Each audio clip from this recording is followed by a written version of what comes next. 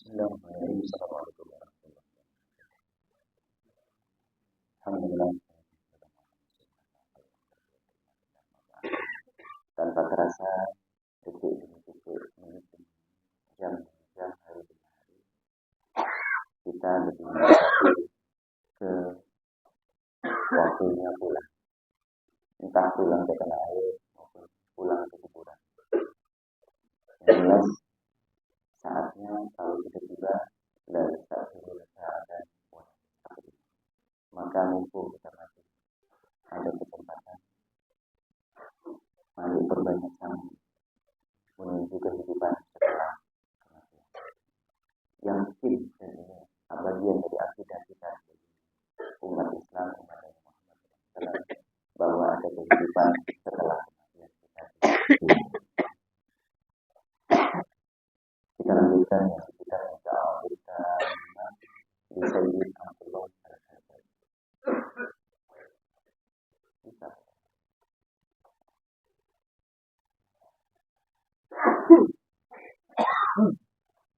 Kitab ini sekali lagi dikarang oleh Sayyid keturunan Rasulullah yang maaf, buta mata, tapi sangat tidak buta.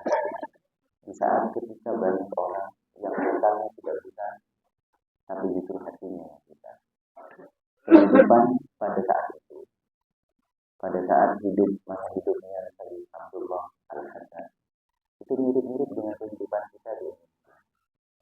Sedikit kehidupan spiritual, mengalami kedekatan, tapi juga mengalami penurunan, mengalami masa ujian, tapi juga mengalami masa kelulusan, pengumuman kelulusan. Karena sekolah itu ada penerimaan siswa baru, terus ada kelulusan.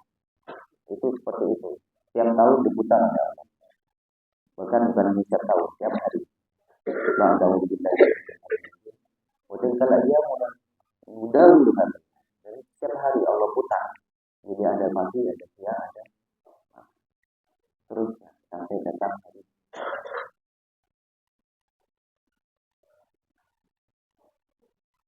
Kita sampai pada halaman 53.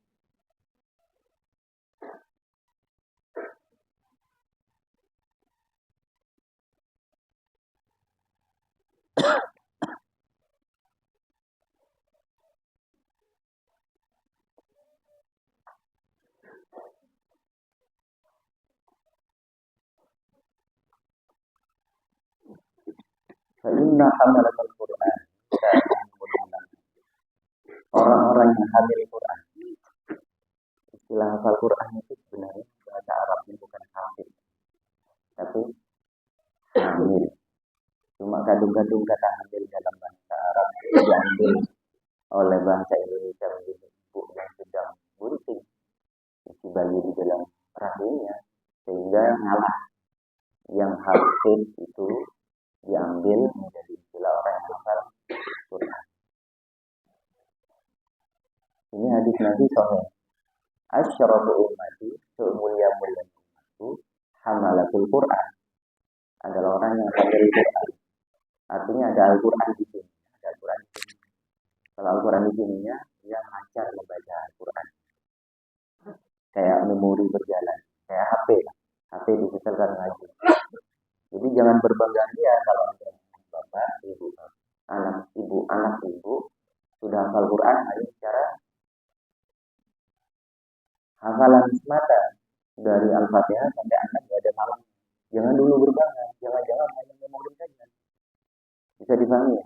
Kalau memori itu siaran langsung dan siaran tidak langsung, sangat berbahaya ketika Al-Quran tidak diinstal di dalam dada. Wa nunazzilu minal Qur'ani ma huwa shifaa'un wa rahmatun lil mu'minin. Apa yang saya maksud? Ada orang ini sudah dinas oleh Rasulullah, sudah diancam di awal. Ada orang yang awal masuk neraka itu penghafal Quran yang dia menjual Al-Quran. Nauzubillah. Apa yang saya maksud? Dia ke timur ke barat hanya ingin menjual Al-Quran. Ini loh aku hafal Quran. Aku kalau nggak dibayar sekian, aku nggak mau ngaji Quran. Ini ya, jualan. Maka Imam Syafi'i memakruhkan jual Al-Quran, jual mushaf itu. Sampai sebegitu hati-hatinya Imam Syafi'i.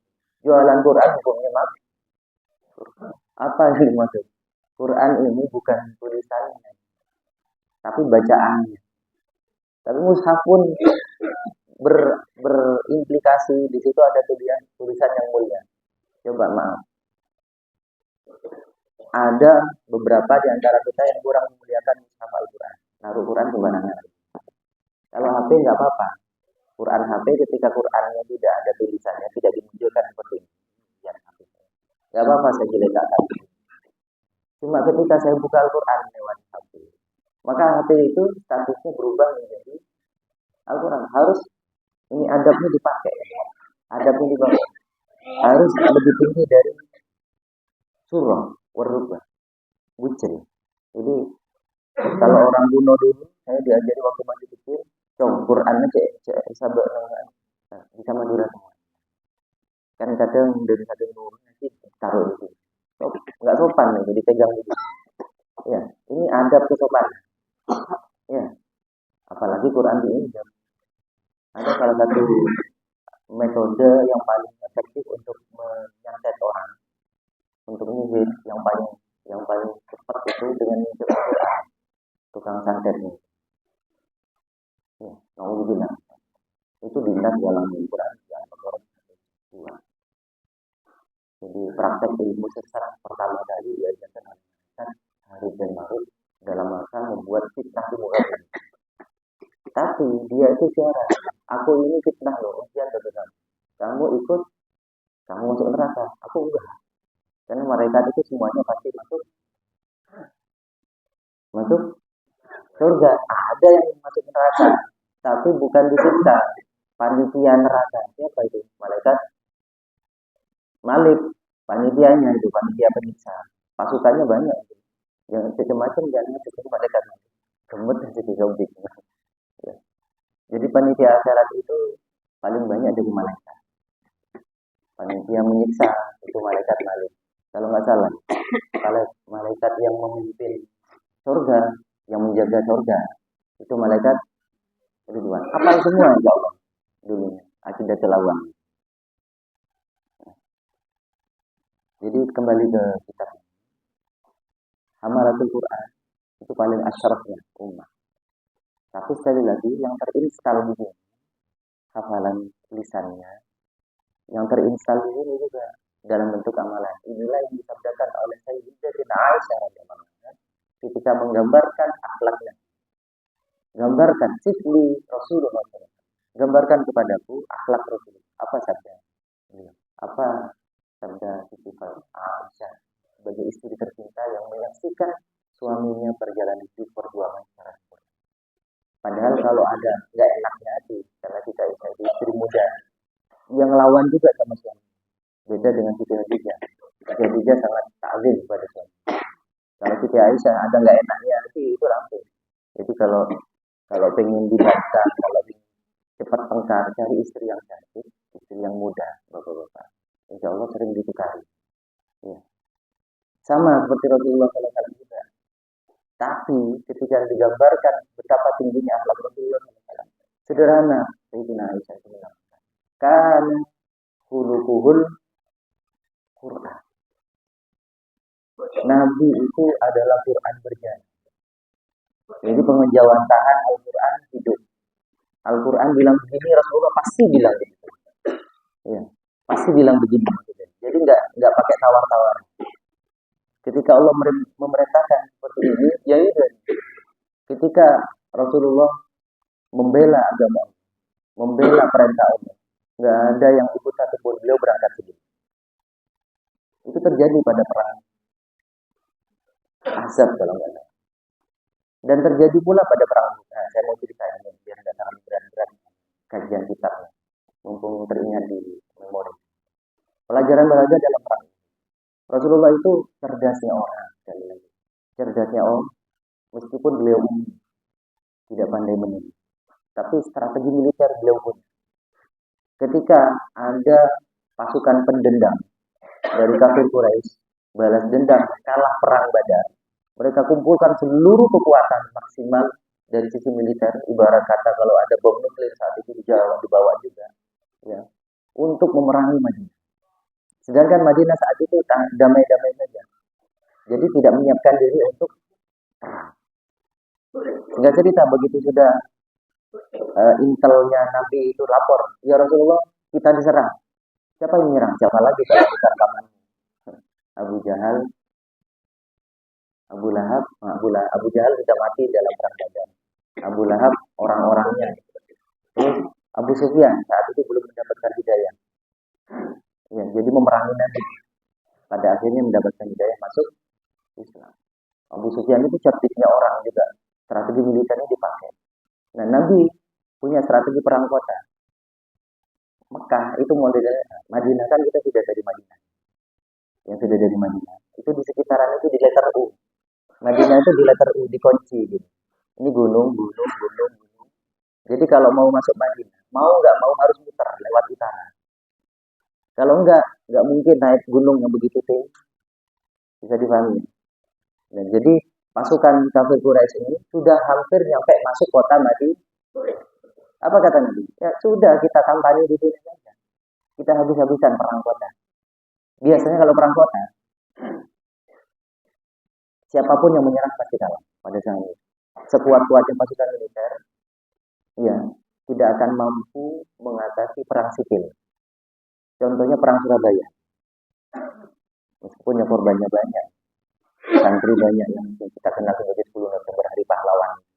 Tapi kalau sudah perang sipil, bingung pesawat kapal militer itu mau nembak musuh saya, karena nggak tega juga. Karena aturan perang itu harus nembak sesama pasukan yang pegang bedil. Ini enggak, pegang tepel, pegang pentungan, santri ya pegang pentungan, pentung tentara. Ya. Pegang lanas, tapi lanas yang bisa meledak juga. Belum lanas kan itu. Sehingga cerita perang kalah itu, sekutu nikah dalam perang Surabaya. Nah, Nabi cerdas juga. Kita hadapi di sini saja. Saya mau cerita tentang perang Uhud ini. Betapa Rasulullah cerdas dan menjadi contoh sempurna bagi kita. Ibrah. Nah, perang Uhud itu bukan salah, saya lihat. Bukan, tapi keliru strategi perang, dan itu bukan atas inisiatif Rasulullah. Atas inisiatif pemuda-pemuda yang semangat mudanya tinggi, itu usul kepada Nabi. Ya Rasulullah, kita terlalu cemen, kata orang ini. Kalau kita hadapi di sini perang kota, kasihan anak-anak kita, istri kita, berdentingan senjata ini kita hadapi di belakang gunung sana, di belakang gunung Uhud. Kemarin ziarah ke Uhud kan, ya. Itu ada gunung tinggi sekali namanya Gunung Uhud. Gunung Uhud itu mencintai Rasulullah, mencintai umat Islam, dan kita dicintai oleh gunung itu, dan gunung itu akan menjadi salah satu potongan surga. Nah, di salah satu gunung itu ada namanya Jabal Rumat. Ada 50 pemanah yang Nabi itu perintahkan mau nggak mau, apapun yang terjadi di bawah kamu nggak boleh. Nah, saya mau cerita sebelum sampai di sana. Nabi kalah suara. Enggak gini, rekan-rekan sekalian, kemudian kalau kita itu perang kota, mempertahankan kota, yang penting kita bertahan saja. Kalau mereka ntar numpuk, dia tidak akan sekuat mungkin, paling 2 sebulan paling kuat. Dia paling nyangunya senjata, bahan makanan kan nyangu bahan makanan setiap hari beli unta untuk makan. Lama-lama kan untanya habis untuk makan. Dia akan pulang lagi ke Mekah. Mekah Madinah kan tidak dekat. Perjalanan bis saja berapa jam itu. Ya, perjalanan unta saat itu 10 hari normal kita. Nah, sehingga Rasulullah terus dijebat oleh para pemuda-pemuda ini, dan diantara di dalamnya ada orang munafik yang dipimpin oleh Abdullah bin Salim. Kalau musuh dalam selimut kita kan teman hangat kita, istri kita. Kalau tapi musuh selimutnya Nabi, orang-orang munafik. Ngaku Islam tapi tidak ada iman di dalam. Dia sholat bersama Nabi, tapi di belakang dia nikah. Dipimpin oleh Abdullah bin Salim. Ini pokoknya cari perkara saja. Jadi musuh berat Nabi itu ada 3. Kafir Quraisy, musuh terang-terangan. Terus orang Yahudi, orang Nasrani di Madinah. Ya. Kemudian yang paling parah orang-orang munafik. Orang munafik. Enggak cerita, Nabi kalah suara. Ya sudah, Nabi akhirnya ya sudah, mari kita berangkat ke sana. Betul, begitu berangkat, sejak ngojoin burung saya ntar perang. Mau ninja. Jadi pulang sekitar 300-an orang pemuda-pemuda yang awalnya semangat sekali, semangat maksimal untuk ngajak perang. Enggak lah, kami nggak jadi perang, kami takut, kami ada anak-anak di belakang. Itu orang pengecut betul. Ya. Akhirnya pasukan Nabi yang awalnya 1.000, luang 300, berapa itu? Tinggal 700. Tapi yang 700 sudah down mentalnya. Kita mau mau apa perang tanding di sana ya sudah belum kita cari ngajar pasukannya. Itu mental perangnya. Si keruarnya sudah kalah. Tapi Nabi tetap bertahan. Kita faidah zamta ketawakal. Nah, sudah. Tapi Nabi menahan pasukan itu sedekat mungkin dengan Madinah. Jangan sampai terlalu jauh. Makanya perang Uhud itu terjadi tidak jauh di Madinah. Hanya berapa? Kalau nggak salah hanya 3, 4, 5 kilometer di sebelahnya gunung Uhud. Nah, apa pelajaran mengajar? Dan itu direkam dalam Al-Quran di surat Al-Quran. Nabi membagi pasukan 700 orang itu menjadi pasukan-pasukan yang solid. Ada pasukan berkuda meskipun tidak banyak. Ada pasukan infanteri, pasukan jalan kaki pakai pedang seadanya, meskipun tidak banyak. Tapi yang inti, Nabi mensolidkan sekitar 50 pasukan pemanah. Nabi perintahkan, kamu harus di sini posisinya, di Jabal Rumah. Jadi ada gunung kecil di situ, dinamakan Jabal Rumah karena di situ Jabal tempat pasukan pemanah. Rumah itu mana? Ya. Apapun yang terjadi di bawah, aku ikut ke bawah karena aku tidak pakai panah, aku pakai pedang. Aku juga ikut turun. Kalau kena ya sudah, aku juga ikut mati. Kata Rasulullah. Jadi enggak. Ketika sedang kalut seperti itu, orang yang paling pede menghadapi kematian itu adalah Rasulullah. Para sahabat takut di belakang Nabi. Karena sudah kalah mental dulu kan, gara-gara orang munafik tadi itu. Ya. Nah, singkat cerita, perang mulai. Strategi militer Nabi berhasil. Jadi sebanyak pasukan musuh Quraisy itu solid ya, tapi mereka wungkul melakukan strategi perang kayak Romawi. Sebanyak-banyaknya pasukan ketika dikunci kayak cakarayam. Jadi Nabi itu menggunakan cakarayam. Pasukannya disebar kayak kita tahu cakar ya, begini. Catem pasti. Meskipun banyak pasukan itu, tinggal dicatok sudah. Iya, dieksekusi. Maka ketika itu terjadi, yang di atas itu diam, ngortan-ngoran yang pasukan pemanah itu. Duh, kita sudah menang. Pasukan musuh banyak yang tewas. Ya, sudah geriduh itu yang 50. Ayo kita bantu turun ke bawah, ngambil gon. Nah, ini sudah urusan tinggal. Ya, padahal meskipun hanya ngambil gon, maka tidak diambil langsung. Hanya dikumpulkan, dieksekusi, dibagi rata nanti setelah selesai perang. Tapi kalau rebutannya kan heboh itu kayak mau ngambil konsumsi. Heboh.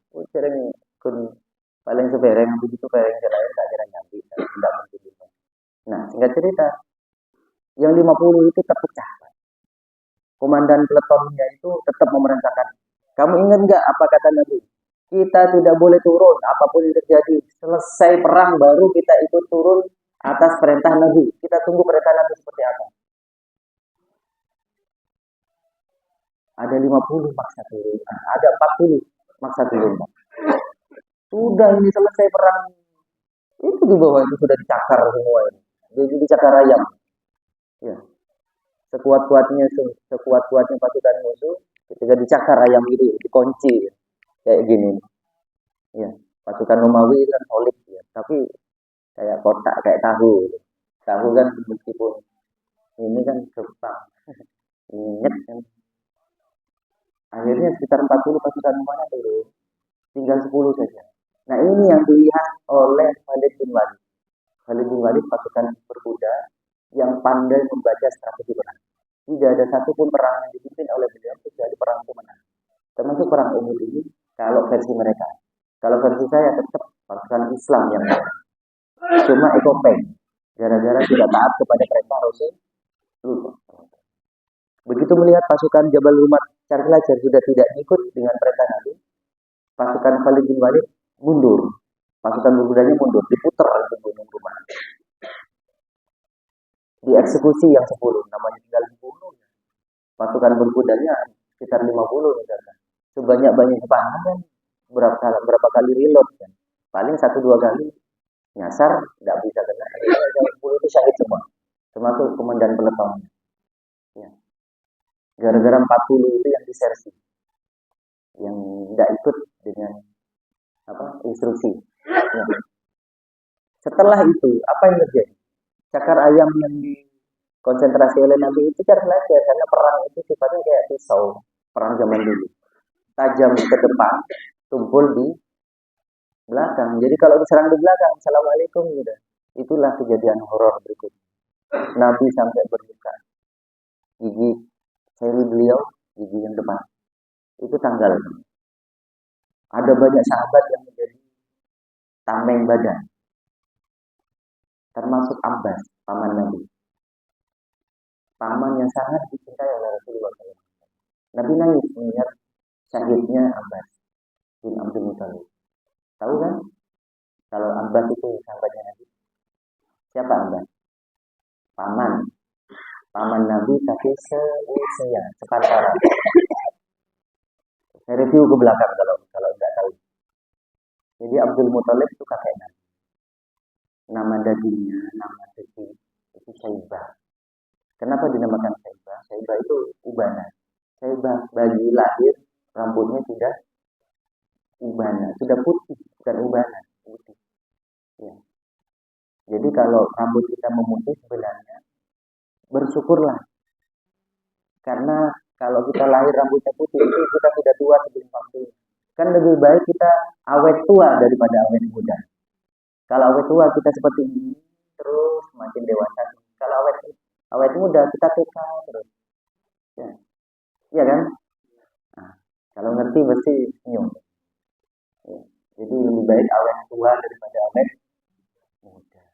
Jangan dijemur hitam rambutnya. Yang semir putih. Ada yang bilang makruh rambut di warna hitam itu, tapi ada yang bilang haram. Nah, saya lanjut cerita ini. Syaibah itu gantengnya orang, meskipun rambutnya putih. Ini kayak pengacara juga ada yang putih itu rambutnya. Mendiang Hotman. Siapa gitu yang putih tapi sangat ganteng. Nah, punya putra namanya Said Abdul. Abdullah sangat ganteng. Nah, bapak sama anak ini kayak kakak adik.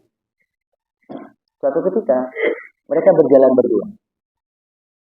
Abdul Muthalib sama Abdullah itu jalan berdua. Itu dikiranya kakak adik.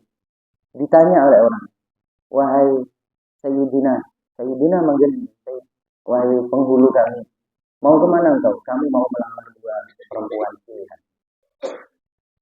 Dan saat itu Sayyid Abdullah sama Sayyid Abdul Muthalib mau melamar dua perempuan. Satunya namanya Fatimah, satunya bernama Aminah. Nah, bapak sama anak itu ada bareng resepsi bersama. Penghulunya belum ada saat itu kepala KUA. Tapi penghulunya siapa gitu yang menikahkan. Tapi intinya bapak dan anak menikah bersama. Nah, yang Abdul Muthalib menikahi Fatimah, bibiknya Rasulullah berarti. Mbak Bini. Terus melamarkan Sayyid Abdul Muthalib itu melamarkan putri pilihan namanya Aminah untuk dijadikan istri putranya yang bernama Sayyid Abdullah. Karena menikah yang bersamaan, normal kan? Lahir anak pertama bersama. Lahir dari Siti Aminah Rasulullah SAW. Lahir dari Sayyidatina Fatimah yang bernama Bisa paham? Nah, Abbas dan Rasulullah itu sepantaran sebagian. Dan fisiknya jangkung, ganteng. Pokoknya Nabi itu sangat bangga lah. Karena Abbas itu masuk Islam dan terbunuh pada perang Uhud. Gara-gara 40 orang yang tadi itu disersi. Gara-garanya gampang. Pegel enggak? Sedih enggak? Nangis, karena nangisnya itu lebih kuasa karena lebih hebat lagi ketika mendapati jasad Abbas itu tidak sempurna. Dimutilasi. Dicaca-caca, hatinya dikeluarkan dan dimakan jantungnya. Jadi kalau musuh Islam itu jahatnya luar. Kalau Islam perang itu lebih kepada pertahanan, bertahan. Jadi kutiba alaikumul qital wa huwa kurhun lakum. Allah tahu bahwa umat Islam itu rata-rata nggak mau perang, damai, darussalam, darul Islam. Tapi jangan macam-macam kalau harga diri injak. Jangankan manusia, Pak. Cacing saja kalau diinjak mulet. Ya. Semut itu kalau di kan itu kan nyike, dia sampai bunuh, sampai bunuh diri lah kemarin.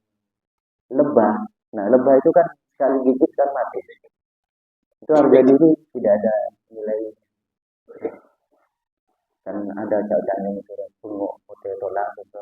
Nah itu sama begitunya. Nah sama mirip kultur Madura ada kemiripan dengan kultur Arab. Ya harga diri itu tidak ada ukuran dunia. Kita cerita pelajaran berharga dalam perang itu satu komando harus wajib. Yang kedua ketaatan kepada Rasulullah Shallallahu Alaihi Wasallam menjadi harga mutlak. Allah a'lam.